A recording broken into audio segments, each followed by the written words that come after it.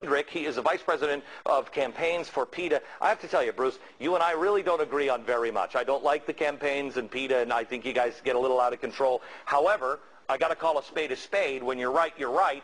The UN study says that that animals actually cause more greenhouse gases than anything you can do with an SUV, and you should be a vegan. And yet somehow or another we're not hearing that message. I think, Glenn, that you and I might have more in common if we were able to sit down over a beer and talk about our various philosophies. Well, see, I don't drink. Well, okay, so maybe not. But all right.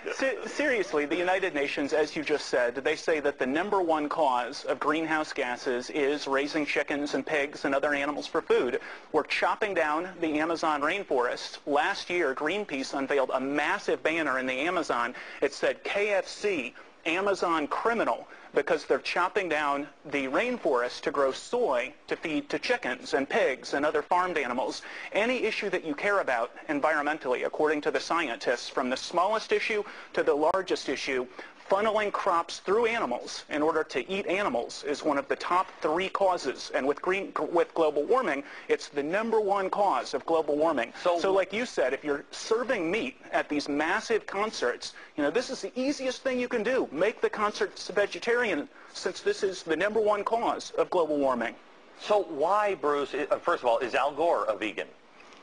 No, I don't think that he is, and he doesn't address it in his movie either. So why? That leads you to believe that, and I'm not saying this is true, but it leads you to believe that this is bogus, that he doesn't believe it, because this is the easiest thing for you to do. Yeah, it's very hard to imagine anybody who says buy a Prius or change your light bulbs or whatever else for the environment, and they continue to munch down on chicken nuggets and hot dogs and burgers, which all of the scientists agree, from the UN to the University of Chicago to the University of Bristol in the UK, all of them agree that growing crops to feed to animals, to raise animals so that we can eat the animals, is causing water pollution and soil depletion and air pollution and greenhouse gases. I mean, it just makes no sense to grow all of these crops, to feed it to animals, to raise animals, to eat them. Environmentalists should not be contributing to these sorts of environmental problems. So then why are they not touting this? Why are they not saying, have you gone to Al Gore and his people and said, why aren't you doing this? What is their response? Yeah, we've gone to Al Gore. Many other people have gone to Al Gore. It's tough to understand. Like you said, I don't want to cast doubt on his motivation or the motivation of environmental groups who send out a fundraiser saying 20 things you can do to save the environment, and the #1 contributor to environmental problems, including global warming, isn't even listed on the agenda. You know, I'll leave it to your viewers to decide how that can be. I got to tell you, Glenn Beck and PETA with Bruce Friedrich, strange bedfellows, but hey, Glenn, got to do the truth wherever you find it. Yes, Bruce.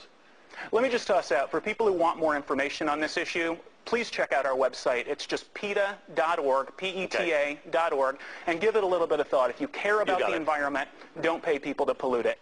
Okay, you got it. Thanks, Bruce.